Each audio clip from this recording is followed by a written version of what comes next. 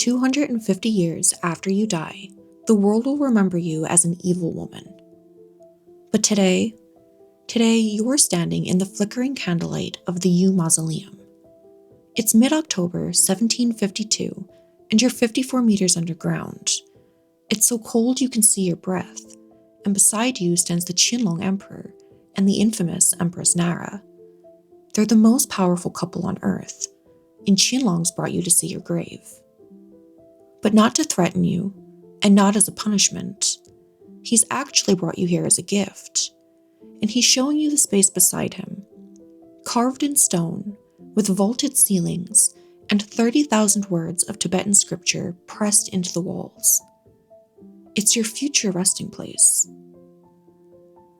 But here's the thing, you shouldn't actually be here. You weren't born into the Manchu elite or the Chinese aristocracy. So the question then becomes, who are you, and how exactly did you get here? Welcome back to The Rose's Past. If you're new here, I'm Rose and I cover deep dives into history and the lives of the past. And we're currently deep into our series on the women in Qianlong's court. And today we're covering one of the most misunderstood women in modern pop culture, Consort Jia. She's a woman you may think you know if you've ever watched Ruyis' Royal Love in the Palace, or the Story of Yanxi Palace. She's undoubtedly evil, she's a schemer, and a murderer. And I'll be the first to tell you that you've got that all wrong. So who was she really? If you look at the official Qing records, you'll see her referred to as Imperial Noble Consort Shujia, but that's a title, it's not a person.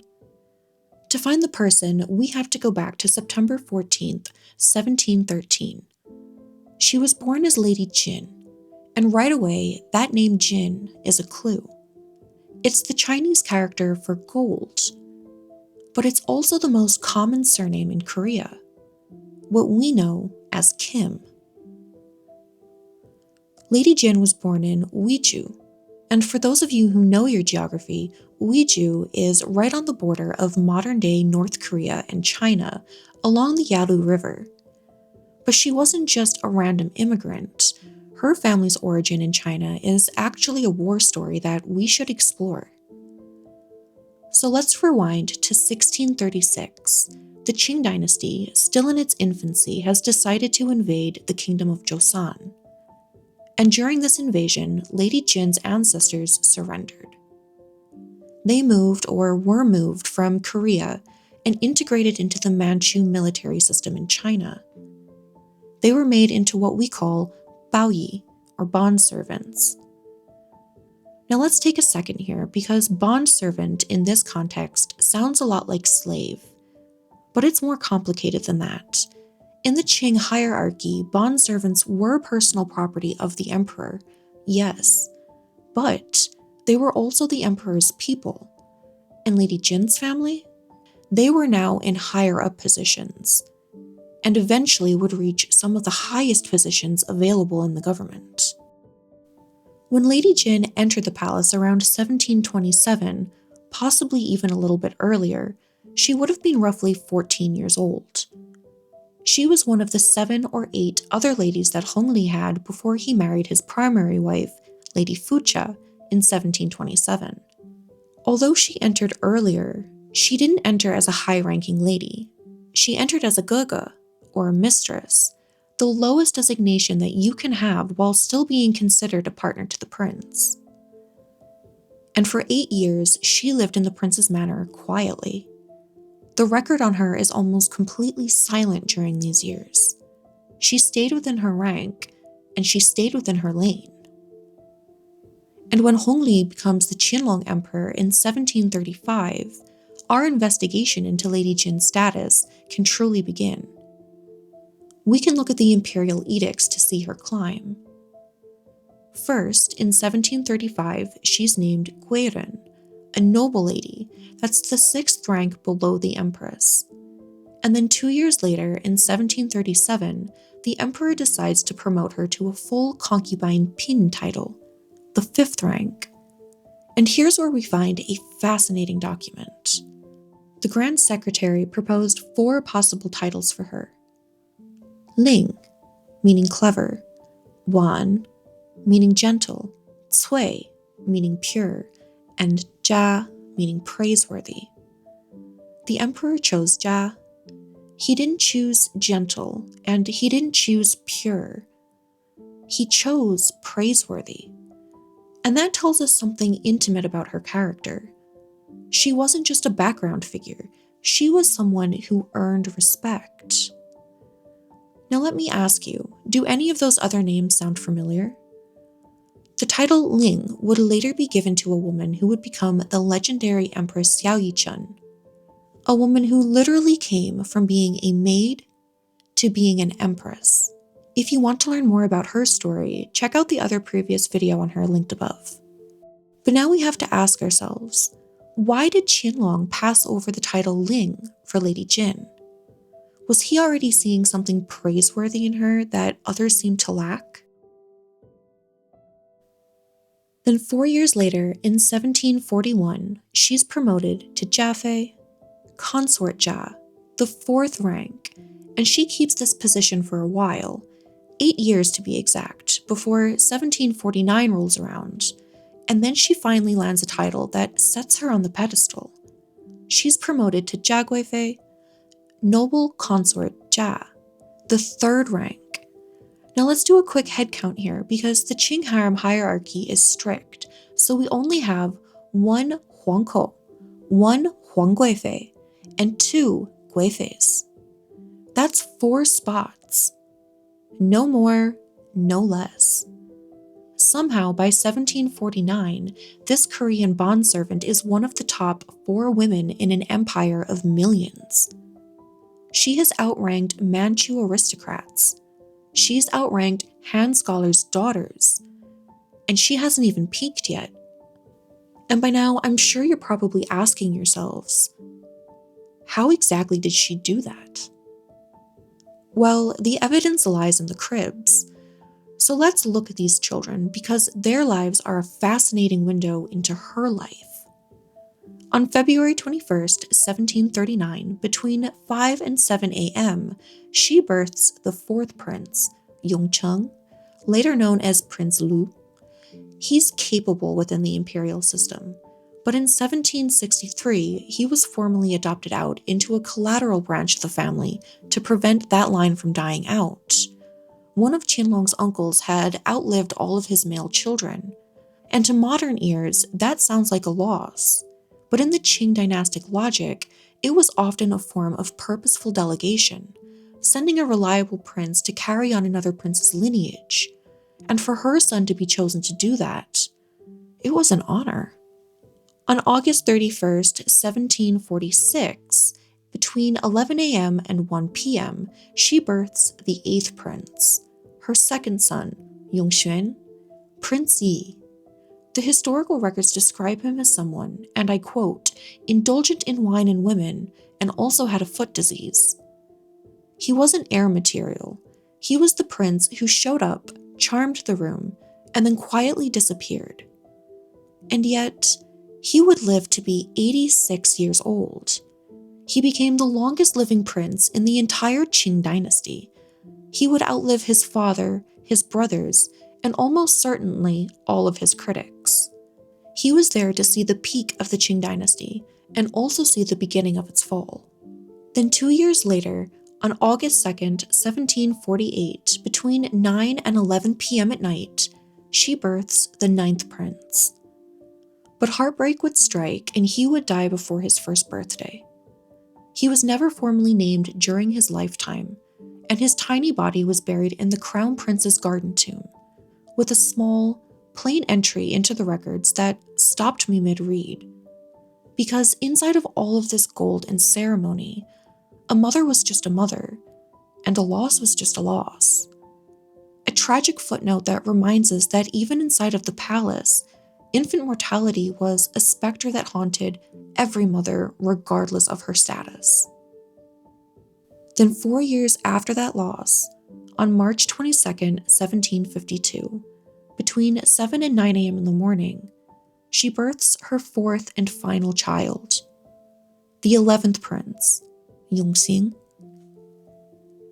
And this is the son who carried the family's legacy into culture rather than into politics. Yongxing became one of the most celebrated calligraphers of the 18th century. One intimate detail that I discovered was a record stating that after his birth, the Imperial Household Department received a request for a rocking chair and a corresponding frame that were provided by the Imperial Storage Department for the baby prince. And there's another detail about him that I keep returning to. When the emperor needed someone to inscribe the memorial plaques for his own tomb, including the plaque for Consort Jia, he didn't commission a court scribe. He asked Yongxing. Her own son would write the words that would someday mark her grave. Let that sink in for a second. 4 sons. In the high-stake world of the Forbidden City, sons were currency, and that many meant that you were wealthy. To truly understand what that means, here's some background context.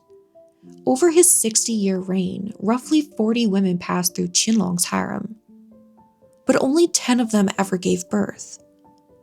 Consort Jia alone had 4 boys, placing her tied for second in the entire history of his harem, behind only the future Empress Xiao Yichun, who had 6 children.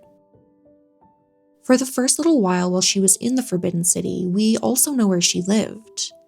And it's not where you would expect. Manchu archives from 1745 confirm that she resided in Changchunggong. Now, if that name sounds familiar, it's because it was also the palace that we know Empress Fucha occupied. The records that I found explicitly state that Consort Jia lived in Changchunggong, while Empress Fucha resided in the West Warm Hall. We know this because it was recorded that during the funeral preparations for the late Gao Hongguifei, ox carts were used to transport palace eunuchs to the funeral procession, and the first ox carts were exclusively reserved for Empress Fucha of the West Warm Hall. And the second ox cart was shared by the eunuchs serving Xingguifei, the future Empress Nara of Yikonggong, and the eunuchs serving Consort Jia of Changchunggong. If that surprised you, it surprised me too. Qixianggong is the palace that comes to mind when I think of her, which makes sense because by 1746, she would have already been moved to that palace, as it's recorded that she gave birth to her second son there. Then 2 years later, on April 8, 1748, Empress Fucha died, and the dynamics in the inner court were starting to shift. Now fast forward 4 years to October 17, 1752, and it's finally time to move the bodies of Empress Fucha, Gao Hongguifei, and Zhoumin Hongguifei into their final resting place inside of the Yu Mausoleum. Jia Guifei was invited on this journey, and what strikes me the most about her being invited into the final inspection of the underground palace alongside Empress Nara is that it wasn't a common ceremony. It was an exception. By being invited into the chamber itself, court historians believed that it was a signal that her sons were serious candidates for the throne. Can you imagine the pressure there? It was a momentous occasion for her in her life. The emperor took her to see her future resting place in his eternity. Whatever the historians say later, that's a record. But the rise always precedes the fall. And by 1755, Consort Jia is 42 years old. She has spent nearly 30 years behind the Red Palace walls. But in November of that year, she falls horribly ill. The records list the cause of this illness as chenji. Now, what exactly is that? Well, it was a term that was used for a severe illness characterized by an incredibly high fever, and one that it looks like she wasn't able to fight herself back from. A month later, on December 17, 1755, with snow quietly falling around her palace, she drew her last breath and died. Now watch what the emperor does next. This is crucial evidence because usually there's a strict protocol and a waiting period after the death of a concubine. But the very next day, on December 18th, Qianlong promotes her posthumously to Jia Hongguifei, Imperial Noble Consort, the second rank, and 2 days later, he gives her her final title, Shujia Hongguifei, meaning gentle and praiseworthy. And he didn't stop there. When her funeral procession was organized, he added 18 pieces of ceremonial regalia. That's a massive break in protocol. It's a public declaration that this woman matters more than the rules do. But even before this, if we go and we look at her court and her wardrobe records, historical documents from the palace archive reveal that while she was still a noble consort, her crown featured great Eastern pearls. And here's the thing, according to the strict laws of the Qing Dynasty, those pearls were reserved only for the empress or the empress dowager. Lady Jin was wearing the jewelry of an empress while she was still alive, and this shows us just how heavily favored she really was. Her body was placed into a finely crafted gold-lacquered coffin and then moved into a temporary resting palace. And there she waited for 2 years. But why the wait? Well, that was because the emperor was building something and it wasn't quite done yet. He was expanding the Yuling Mausoleum, and it ended up as an underground palace of 9 vaulted chambers, separated by huge marble doors and covered in 30,000 words of Tibetan scripture. And on November 2nd, 1757, in the crisp air of late autumn, Shujia Hongguifei was carried into that underground palace. And this is the smoking gun of her status. Do you know how many concubines Qianlong had? Around 40 of them. And do you know how many were allowed to be buried inside of the main chamber with him? 5. Just 5. His 2 empresses, Empress Fucha and Empress Xiao Yichun, 2 other imperial noble consorts, Huixian and Zhemin, and her, the bondservant from Korea. She was placed resting on the west side, beside the emperor himself. And years after her death, the Jia emperor would erase her Koreanness. He changed her name from Jin to Jingjia. He raised her banner to the Manchu plain yellow banner, and he folded her into the Manchu identity so completely that the traces are hard to find. Think about what that means. She entered the palace without that banner status. She rose to the top of the harem without it. The elevation came after, which means that everything she achieved, the promotions, the sons, the prime palace, and the pearls, she earned inside of a system that hadn't yet given her family its highest formal endorsement. She earned it all on her own. And it makes me wonder, when she lived, did she feel like Jingjia? Or did she always feel like a Jin? Did she think about Huiju? Did her sons know where her family actually came from? Did she identify as Korean or as Chinese? Was the Manchurification of her legacy something that was done for her to protect her place in the dynasty's history? Or was it something done to her? We can't answer those questions because the record wasn't built to hold them, but I do think that they're worth asking.